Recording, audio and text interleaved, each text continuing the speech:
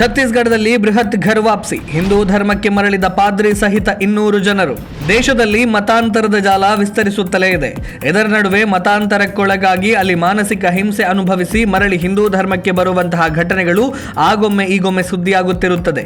ಇದೀಗ ಅಂತಹದೇ ಒಂದು ಬೃಹತ್ ಘರ್ ವಾಪಸಿ ಘಟನೆ ಛತ್ತೀಸ್ಗಢದಲ್ಲಿ ನಡೆದಿದೆ. ಛತ್ತೀಸ್ಗಢದಲ್ಲಿ ಓರ್ವ ಪಾದ್ರಿ ಸಹಿತ 200 ಜನರು ತಮ್ಮ ಮಾತೃ ಧರ್ಮಕ್ಕೆ ಮರಳಿದ್ದಾರೆ ಎಂದು ಸ್ಥಳೀಯ ಬಿಜೆಪಿ ಶಾಸಕಿ ಭಾವನಾ ಬೋರಾ ಮಾಹಿತಿ ನೀಡಿದ್ದಾರೆ. ಛತ್ತೀಸ್ಗಢದ ಕವರ್ಧಾ ಜಿಲ್ಲೆಯ ಅರಣ್ಯ ಗ್ರಾಮದಲ್ಲಿ ಧರ್ಮಾಂತರ ಚಟುವಟಿಕೆಗಳನ್ನು ನಡೆಸಿ ಸಾವಿರಾರು ಹಿಂದೂಗಳನ್ನ ಕ್ರೈಸ್ತ ಧರ್ಮಕ್ಕೆ ಮತಾಂತರಿಸುತ್ತಿದ್ದ ಪಾದ್ರಿ ತಾನು ಮತಾಂತರಿಸಿದ ಜನರೊಂದಿಗೆ ಮರಳಿ ಮಾತೃಧರ್ಮವನ್ನು ಸೇರಿದ್ದಾನೆ. ಛತ್ತೀಸ್ಗಢದ ಪಂಡರಿಯ ವಿಧಾನಸಭಾ ಕ್ಷೇತ್ರದ ವ್ಯಾಪ್ತಿಯಲ್ಲಿನ ಬುಚಿಪಾರ ಗ್ರಾಮದಲ್ಲಿ ಆಯೋಜಿಸಲಾದಂತಹ ಸಾಂಸ್ಕೃತಿಕ ಮತ್ತು ಧಾರ್ಮಿಕ ಕಾರ್ಯಕ್ರಮದ ವೇಳೆ ಈ ಬೃಹತ್ ಘರ್ ವಾಪಸಿ ಕಾರ್ಯಕ್ರಮ ನಡೆದಿದೆ.